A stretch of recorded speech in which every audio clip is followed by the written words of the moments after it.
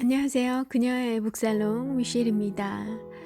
상처받지 않을 권리라는 강신주 박사님의 책 읽고 있습니다.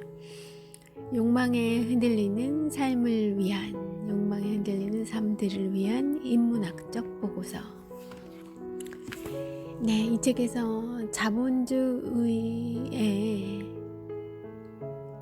의해 우리의 영혼을 잠식당하고 노예로서의 삶을 종용받는 그 안에서 허우적거리고 있는 우리들이 어떠해야 하는가를 모색하고 있으시죠. 저에게 그런 질문을 갖게끔 해주시는 그런 책이에요. 오늘은 이 중에서 마지막 부분의 에필로그 부분을 읽어보려고 해요. 원래는 그 유화와 짝을 지어서 설명하신 보드리아르가 그의 철학과 그 부분을 읽어드리려고 했는데 누차 말씀드리지만 낭독하기 적당치가 않은 부분인 것 같아서요. 그래서 에필로그 부분에 나와 있는 선녀와 나무꾼을 우리가 어떻게 읽어야 하는가, 읽어내야 하는가 하는 그 부분이 저에게 아주 쉽지만 아주 강렬하고 인상적이었어요. 그래서 함께 나누고자 합니다. 자, 들어보세요. 전래동화 선녀와 나무꾼 이야기를 아시나요? 아마도 어린 시절 어머니의 품에서 들은 이야기이거나 아니면 동화책에서 읽어본 내용일 겁니다. 이야기는 사냥꾼에게 쫓긴 사슴으로부터 시작됩니다. 위기에 빠진 사슴을 어느 나무꾼이 구해주자 사슴은 나무꾼에게 고마움을 느낍니다. 당연한 일이겠죠. 그런데 여기서 기묘한 반전이 일어납니다. 그것은 사슴이 나무꾼에게 불법 제안을 하기 때문입니다. 나이가 찼음에도 아직 장가를 가지 못한 나무꾼에게 사슴은 은밀한 제안을 하죠. 아리따운 선녀를 신부로 맞이할 방법을 알려주는 거예요. 선녀들이 지상으로 내려와 목욕을 하는 틈에 선녀의 날개옷을 훔쳐두면 어렵지 않게 그중 한 명과 결혼할 수 있다는 이야기였습니다.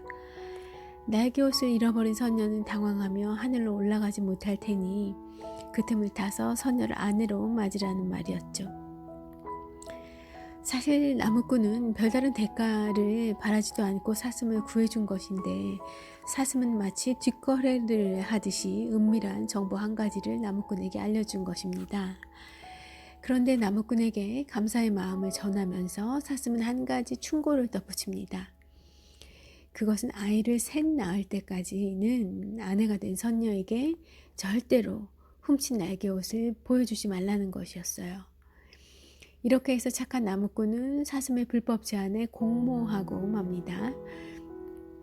사슴의 말대로 선녀들이 목욕하는 곳으로 가서 선녀의 날개옷 가운데 한 벌을 몰래 훔치고 그리고는 울고 있는 선녀에게 아무 일도 모른다는 듯이 접근해서 마침내 하늘로 올라갈 수 없는 선녀로 만들어버리고 그리고 그 선녀를 데리고 나무꾼은 집으로 돌아옵니다.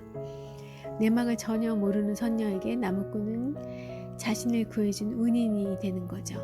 선녀는 평범하지만 아리따운 아내가 되어 나무꾼과 함께 살게 됩니다. 하늘로 올라갈 날개옷이 없었으니까요. 시간이 지나 어느덧 두 사람 사이에 두 아이가 생겼습니다. 그런데 어느 날 밤 불행이 찾아듭니다. 위기에 빠진 사슴을 구해줄 정도로 착했던 나무꾼에게 양심의 가책은 견디기 힘들었는지 사랑이란 마음 깊은 곳의 진실을 토로하게 할 만큼의 힘이 샜기 때문일지 아마도 나무꾼은 자신의 죄에 대해 어느 순간 용서를 구하고 싶었을 것입니다. 그리고는 속으로 확신했겠죠. 아내는 자신의 죄를 용서할 만큼 이미 자신을 사랑하고 있다고 말입니다. 모든 진실을 아내에게 털어놓고 날개옷 얘기를 해준 뒤 마침내 다음날 아침이 밝았습니다. 하지만 나무꾼은 예상치 못한 참담한 현실에 직면해야 했습니다. 믿었던 아내와 두 아이마저 모두 보이지 않았기 때문입니다. 서둘러 어젯밤에 보여준 날개옷을 찾아보았지만 그 어디에도 보이지 않습니다. 날개옷을 되찾은 선녀는 아이들을 데리고 훌쩍 하늘로 올라가 버립니다. 올라가 버렸습니다. 사실 이 이야기의 반전은 당대로서 매우 충격적인 결말입니다. 유학의 가부장적 전통이 강했던 옛 시대를 한번 생각해 보세요. 어떻게 선녀는 자신을 아끼고 사랑해준 나무꾼에게서 아무렇지도 않게 홀연히 떠날 수 있었을까요? 그것도 두 아이를 모두 데리고 말입니다. 아무래도 선녀의 행동이 좀 야박하다는 그런 생각이 듭니다. 하지만 우리 조상은 이런 은밀한 방식으로 여성의 자유에 관한 이야기를 만들었습니다. 그리고 그것을 잠자리에 든 자녀에게 아무렇지도 않은 듯 들려주었던 겁니다. 사실 선녀의 날개옷은 여성, 더 나아가 인간의 자유를 상징한다고 볼 수 있습니다. 그것은 빼앗기거나 양도할 수 없는 무엇인가를 가리키죠. 예를 들어 누구도 자신의 자유를 빼앗겨서는 안 되지만 만약 어느 순간 자유를 빼앗겼다면 그것을 반드시 되찾아야만 합니다. 선녀의 나무꾼 이야기는 지금 읽어도 매우 인상적이고 교훈적입니다. 어떻게 그 옛날에 이 같은 결론을 만들어냈는지 신기하기까지 합니다. 하지만 선녀와 나무꾼 이야기에는 앞서 말한 내용과는 전혀 다른 종류의 버전이 있습니다. 이 버전에 따르면 선녀가 떠난 뒤 나무꾼은 우여곡절 끝에 결국 선녀를 다시 만나고 그녀와 함께 하늘나라에서 잘 살았다고 합니다. 두 번째 이야기는 첫 번째 이야기가 지닌 혁명성을 두려워한 누군가가 아마도 가부장제를 옹호하는 이가 다시 만들어낸 이야기 같습니다. 선녀와 나무꾼 이야기는 동화로 분류됩니다. 서점에서 이 이야기를 읽다가 나도 모르게 웃음을 터뜨린 그런 경험이 있습니다. 아마 주변 사람들은 이상한 사람이라고 생각했겠죠. 나이 든 아저씨가 그런 동화책을 보다가 낄낄거리며 웃고 있었으니 말입니다. 그런데 왜 제가 웃었는지 궁금하지 않으십니까? 어떤 동화책을 보면 방금 읽은 이야기 아래에 이야기를 통해 알 수 있는 교훈을 적어 놓습니다. 아마도 아이들에게 동화를 읽어주는 어머니들을 위한 배려겠죠. 그렇다면 선녀와 나무꾼 이야기의 교훈은 무엇이었을까요? 놀랍게도 이 이야기의 교훈은 약속을 꼭 지켜야 한다는 것이었습니다. 이 말에 고개가 갸우뚱하다면 앞에서 사슴이 했던 말을 기억해 보세요. 은밀하게 불법 제안을 한 뒤 사슴이 나무꾼에게 했던 충고 말입니다. 사슴은 아이를 3명 낳을 때까지 아내에게 날개옷을 보여주면 안 된다는 다짐을 받았는데 바로 이 약속을 어겼기 때문에 나무꾼에게 비극적인 결과가 찾아왔다는 것입니다. 만약 나무꾼이 사슴과의 약속을 잘 지켰다면 행복한 나날을 보냈을 것이라는 점이 바로 이 동화의 가르침인 거죠. 제가 웃었던 이유가 바로 여기에 있습니다. 누구에게나 양도하거나 빼앗길 수 없는 자유를 노래한 이야기가 갑자기 불법적인 약속도 반드시 지켜야 한다는 이런 엉뚱한 이야기로 탈바꿈했기 때문입니다. 사실 애초에 불법적인 약속은 지킬 필요도 없고 또한 지킬 의무도 없겠죠. 그렇지만 그리고 마음씨 고운 주인공 나무꾼이라면 사슴의 은밀한 제안에 화를 냈어야 옳았습니다. 나는 아무런 대가 없이 구해준 것인데 왜 나한테 그런 일을 제안하느냐고 말입니다. 만약 처음부터 착한 나무꾼이 그렇게 응수했다면 비극은 발생하지도 않았겠죠. 하지만 착한 나무꾼은 예상과 달리 사슴의 제안을 받아들였고 어쩌면 사슴도 나무꾼과 마찬가지로 수컷이 아니었을까요? 수컷과 수컷 사이의 약속, 그리고 여자는 단순히 그 사이에서 거래되는 물건과도 같은 존재. 이런 교훈은 선녀와 나무꾼 이야기의 성격을 우스꽝스럽게 만듭니다. 한 여자를 두고 거래하는 것을 아무렇지도 않게 들려주고 약속만 잘 지키면 평생 그 여자를 곁에 두고 살 수 있다는 교훈은 아마도 가부장제를 당연하게 여기는 사람들에게 의미 있겠죠. 재밌지 않습니까? 가부장제 사회에서 자유에 대해 근본적으로 의문을 제기한 이야기가 이렇게 가부장제에 포획된 사람들에 의해 왜곡되게 익힌다는 사실이 말입니다. 자, 선녀와 나무꾼 이야기에는 우리가 숙고해야 할 문제가 하나 더 있습니다. 그것은 선녀의 결단과 관련된 문제입니다. 한동안 나무꾼과 선녀는 행복한 나날을 보냈습니다. 그래서 우리는 나무꾼의 고백을 듣고 그녀가 어떤 마음을 가졌을지 어렵지 않게 추측할 수 있습니다. 그녀의 내면에는 아마도 두 가지의 기억이 서로 싸웠겠죠. 하나가 날개옷을 입고 자유롭게 날던 때의 기억이라면 다른 하나는 나무꾼을 만나 아이들을 낳고 살아가던 평범하지만 소중한 기억입니다. 날개옷을 부여잡은 채 그녀는 잠든 남편의 얼굴을 바라보며 고뇌했겠죠. 여러분이라면 과연 어떻게 했을까요? 조용히 날개옷을 옷장 속에 다시 넣어두고 나무꾼과의 일상을 이어나가겠습니까? 아니면 날개옷을 걸치고 훌훌 날아가 버리겠습니까? 정말 결정하기 힘든 일입니다. 그러나 우리의 진정한 주인공 선녀는 깨달았습니다. 자유로부터 출발하지 않는 삶은 어떠한 가치도 없다는 것을. 따라서 지금까지 자신이 믿어왔던 삶과 사랑은 기만에 불과했다는 사실을 말입니다. 선녀와 나무꾼 이야기로 이 책을 마무리하려는 이유를 짐작하시겠나요? 우리가 마치 날개옷을 잃어버린 선녀와 같은 상황은 아닌지 생각해 봅니다. 사슴과 나무꾼은 자본주의 체계를 상징하는 것으로 오늘날의 관점에서 다시 해석될 수 있겠죠. 그런데 불행히도 우리는 동화책에 나오는 선녀와 달리 날개옷을 잃어버렸다는 사실 자체를 잘 모르는 듯합니다. 자본주의 사회는 피상적으로 보면 이전 사회보다 더 자유로워 보입니다. 하지만 자본주의가 보장하는 자유란 진정한 의미의 자유가 아닙니다. 자본주의에서 자유는 돈을 가진 자의 자유, 소비의 자유에 불과할 뿐입니다. 소비의 자유란 결국 돈에 대한 복종의 이면이라고 볼 수 있습니다. 우리는 소비의 자유를 위해서 돈의 노예가 된 사실을 심각하게 생각하지 않습니다. 그러나 자신의 삶을 한번 되돌아보세요. 수중에 돈이 없을 때 얼마나 갑갑하고 부자유스럽다고 느끼는지 말입니다. 가령 우리가 향유하는 자유가 돈이 있을 때에만 가능한 그런 성격의 것이라면 그것은 돈의 자유이지 우리 삶의 자유일 수는 없습니다. 나무꾼의 농간에 옷 한 벌 없는 신세가 되어버린 선녀를 한번 생각해 보세요.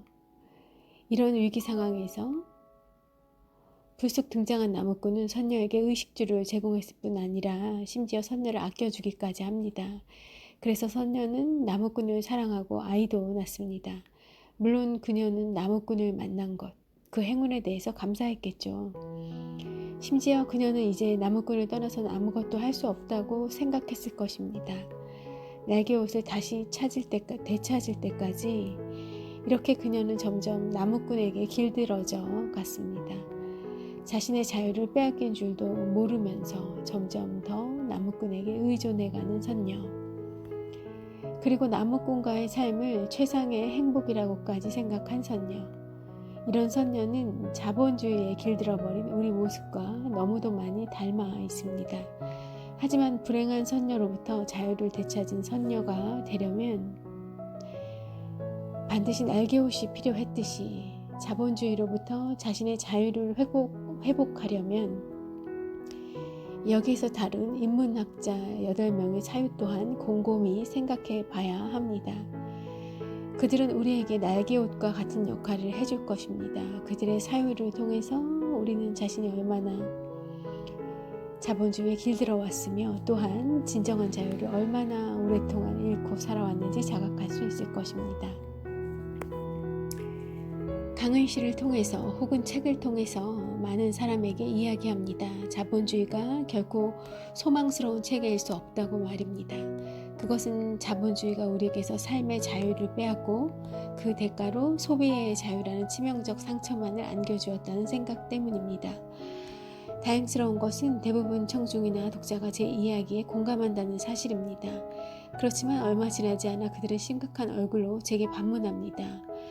선생님, 그렇다면 저희는 어떻게 해야 하나요? 선생님 말씀대로 취업은 자본주의에 포획될 수 있습니다. 그렇다면 저희는 취업을 해서는 안 되는 건가요? 취업을 하지 않고 우리는 어떻게 생계를 유지할 수 있나요? 이것은 무척 심각하고도 중요한 질문입니다. 좋은 고등학교, 좋은 대학, 좋은 성적, 좋은 영어 점수. 지금까지 그들의 삶은 모두 자본주의가 내세운 기준에 따라 이루어졌다고 할 수 있습니다. 물론 자본주의에 입각한 이 같은 삶의 원칙을 직접 심어준 것은 바로 그들의 부모입니다. 이 점에서 프로이트로부터 시작된 정신분석학의 교훈을 다시 떠올려보는 것은 당연한 일이죠. 정신분석학에 따르면 다른 동물들보다 인간은 훨씬 더 사랑과 관심을 받으려고 합니다. 이것은 인간이 다른 동물들보다 훨씬 미성숙한 상태로 세상에 태어나기 때문입니다. 아프리카의 초식동물은 태어난 지 몇 시간이 되지 않아서 혼자 걸을 수 있다고 합니다. 반면 인간은 걷기 위해서 거의 1년 이상의 시간을, 나아가 홀로 생활을 영위하기까지는 20여 년 이상의 시간이 필요합니다. 당연히 독립하기 전까지 인간은 주위의 절대적 보살핌에 의존할 수밖에 없겠죠. 그래서 유아 시절에 필요한 사랑과 관심은 단순한 허용의 문제가 아니라 각자의 생존과 결부된 중요한 문제라고 할 수 있습니다. 유아 시절부터 인간은 자신을 돌봐주는 사람, 이 가운데 특히 어머니를 통해 자신의 욕망을 실현하려고 노력합니다. 좋은 성적을 받아올 때 어머니가 기뻐하면 아이들은 가능한 한 성적을 올리려고 했을 것입니다. 물론 이것은 그들이 공부를 좋아해서가 아니라 어머니로부터 지속적인 애정과 관심을 받기 위해서입니다. 결국 우리의 욕망은 자신의 욕망이 아니라 타자의 욕망인 셈입니다. 정신분석학은 우리에게 이야기합니다. 우리의 욕망이란 단지 부모 혹은 사회 혹은 환경의 욕망이 내면화된 것에 지나지 않는다고 말입니다. 부모들은 자식들이 자본주의에 성공적으로 적응하는 모습을 최종적으로 욕망합니다. 체제에 성공적으로 적응하는 모습을 최종적으로 욕망하죠. 이 점에서 보면 젊은 학생들이 자본주의 논리에 의구심과 회의를 품을 수 있다는 점은 무척 소중하고 중요한 일입니다. 이런 회의는 그들이 이제 부모의 체제의 절대적 영향으로부터 구성된 욕망이 아닌 자신만의 욕망, 자기 본연의 욕망을 꿈꾼다는 것을 의미하기 때문입니다. 그렇지만 자본주의적 자아 혹은 자본주의적 욕망은 20여 년이란 긴 시간 동안 단단하게 형성된 것입니다. 따라서 당연한 일이지만 새로운 자아나 반자본주의적 욕망 또한 하루아침에 이룰 수는 없습니다. 더구나 새로운 자아를 구성하려고 하자마자 그들은 사회구조 자체가 압도적인 힘으로, 체제 자체가 압도적인 힘으로 자신들의 시도를 좌절시키려고 한다는 사실에 직면할 것입니다. 체제, 내가 만나는 모든 사람들, 관계들이 아마 그런 나의 시도를 좌절시키려고 한다는 사실에 직면하게 될 것입니다. 물론 가장 시급한 것은 취업을 하지 않고 살아가는 것이 가능한가라는 문제입니다. 그래서 취업을 하지 않고 우리는 어떻게 생계를 유지할 수 있나요? 라는 그들의 질문 이면에는 생활의 절박함과 불안감이 숨어 있을 수밖에 없습니다. 혼자만의 힘으로 자본주의와 대항하는 것은 거의 불가능할 뿐만 아니라 의미도 없는 일입니다. 중요한 것은 다음 세대에게 자본주의와는 다른 삶의 전망을 열어줄 수 있는지의 여부이기 때문입니다. 인문학적 정신은 미래의 후손들 혹은 미래의 타자들을 배려하는 정신입니다. 그래서 인문학은 동시대의 인간뿐만 아니라 앞으로 태어날 모든 인간들에게 적용 가능하다고 믿을 만한 통찰을 제공할 수 있어야 합니다. 물론 우리의 통찰이 미래의 타자들에게도 적용될 수 있다는 점이 지금 최종적으로 확증될 수는 없을 겁니다. 우리는 미래가 아니라 현재에 살고 있으니까요. 그렇지만 미래의 타자들에게까지 확장되지 않은 인문학적 통찰은 자칫 잘못하면 동시대에만 적용 가능한 지엽적이고 파편적인 것으로 전락할 위험이 있음 또한 잊어서는 아니 되겠습니다. 이 대목에서 가라타니 고진의 시도를 마지막으로 한번 살펴보는 것이 의미 있을 듯 합니다. 그는 동시대인 뿐만 아니라 미래의 타자들에게도 소망스러운 삶의 형식, 다시 말해 자본주의를 넘어서는 어떤 삶의 형식을 제안하려고 노력했기 때문입니다. 요 다음에 그 가라타니 고진의 대안이 나오고 있는데 조금 다 읽지는 않고 중요한 문장만 읽어볼게요. 중요한 것은 그것들이 노동자가 주체가 될 수 있는 장에서 이루어지는 일이다. 그러나 노동자 이꼴 노동자에게 일하지 않는 것과 사지 않는 것, 이 두 가지가 동시에 가능하기 위해서는 일을 해서 살 수 있게 해주는 대체 기관이 반드시 있어야만 한다. 그것이 바로 생산 소비 협동조합이다. 네, 생산 소비 협동조합, 협동조합을 자본주의에 대한 대안으로 생각하는 가라타니 고진이고요. 강신주 박사님도 이에 공감을 하시고 있는 것 같습니다. 생산 과정을 끝낸다는 것은 회사에 취직하지 않거나 혹은 취직했어도 파업하고 노동하지 않는다는 것을 의미합니다. 반면 유통 과정을 끊는다는 것은 산업 자본이 만들어 놓은 상품들을 구매하지 않는다는 것을 의미하죠. 하지만 취업을 하지 않은 채 생계를 유지할 수 있는 여력이 우리들 가운데 얼마나 많은 사람들에게 있을까요? 취업을 하지 않고 생계를 유지한다는 것은 결국 자연을 통해 직접 생필품을 구한다는 것을 의미할 겁니다. 한편 임금을 받았음에도 불구하고 생계에 필요한 상품들을 사지 않는 일 또한 가능할까요? 소비자로서 우리가 상품을 사지 않고 버틴다면 산업자본은 상품 생산량을 급격하게 줄일 것이고 결국 우리는 해고되겠죠. 자본의 운동을 교란시키려는 전략은 이론적으로는 그럴듯하지만 자본주의 사회에서 취업도 하지 않고 소비도 하지 않으면서 과연 살아갈 수 있을까요? 바로 이런 문제 때문에 고진은 지금 생산 소비 협동조합이라는 또 다른 삶의 양식을 제안합니다. 이것은 반자본주의를 선언한 사람들이 모여서 생활을 지속할 수 있도록 서로 돕는 일종의 생활 공동체라고 할 수 있습니다. 생산 소비 협동조합이란 과연 어떻게 유지되는 공동체일까요? 생산 소비 협동조합이라는 공동체는 우선 화폐에 대한 신앙을 거부하는 성격을 띱니다. 화폐에 대한 신앙을 부정한다는 것은 결국 오직 돈을 벌기 위해서 일하지 않고 돈으로 다른 것을 구매하지 않는다는 결단을 의미하죠. 결코 돈의 축적을 목적으로 하지 않으므로 이 공동체에서는 노동자와 소비자 사이에서 잉여 가치를 남기는 자본가가 따로 존재할 수 없습니다. 고진이 언급한 지역 교환 거래제도, 여기서는 레츠라고 불립니다. LETS, 약어고요. 어쨌든 레츠라고 할게요. 레츠가 어떻게 운영되는지 알아볼까요? 논의를 단순화하기 위해 레츠에 가입된 사람들을 세 사람으로 한정해 봅시다. ABC 세 사람은 각각 가지고 있는 것, 예를 들면 홍당무, 책, 옷 등등이나 자신이 할 수 있는 일, 컴퓨터 수리하기, 스파게티 만들기, 옷 만들기 등 이런 것들이요. 을 자신만의 계좌 목록에 올려놓습니다. A는 컴퓨터를 고칠 수 있지만 B는 컴퓨터를 고칠 수 없고, 그렇지만 B는 스파게티를 잘 만들고요. A는 B의 컴퓨터를 고쳐주고 B가 발행하는 쿠폰에 가까운 통화를 제공받습니다. 지금 당장은 A가 B로부터 제공되는 스파게티를 직접 바로 먹을 생각이 없기 때문입니다.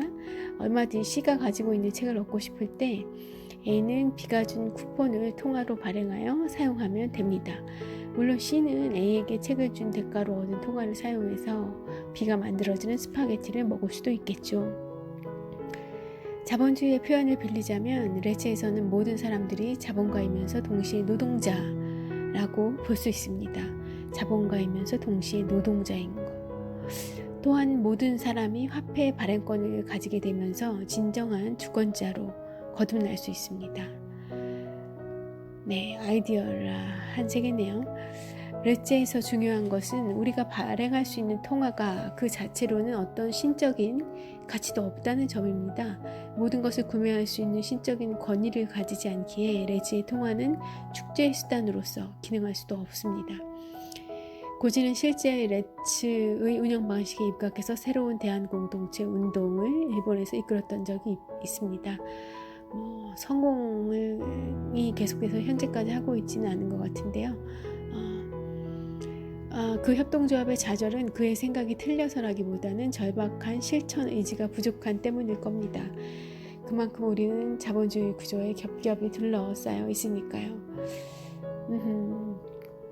사실 우리가 자본주의에 의해 각인된 기존의 욕망들을 억제하지 못한다면 반자본주의적인 공동체 운동은 언제든지 다시 와야 될 수 있는 위험을 안고 있습니다. 이러한 자본주의적 욕망들은 그 힘이 너무도 강해서 하루아침에 종식시킬 수 있는 것들이 결코 아니기 때문입니다. 하지만 우리의 삶이 얼마나 자본주의에 의해 상처받고 있는지를 절실히 느끼기 시작한다면 문제는 달라질 겁니다. 많은 사람들이 자신의 품은 상처의 심각함을 뼈저리게 자각하면 우리 실천도 그만큼 치열하고 집요할 수밖에 없을 테니까요. 이 책이 자본주의를 넘어서는 이상적인 대안이나 구체적인 해법들을 제안하기보다 우선 자본주의에 의해 상처받은 삶을 묘사하려 했던 이유가 바로 여기에 있습니다. 누구보다 예민하게 상처를 감지한 문학가들, 그리고 누구보다 치밀하게 상처를 해부한 사상가들의 시선을 빌린 것도 이 때문이죠. 상처를 상처로서 제대로 느낄 수 있을 때 상처를 치유하려는 우리의 의지와 노력 또한 새롭게 싹틀 수 있을 겁니다.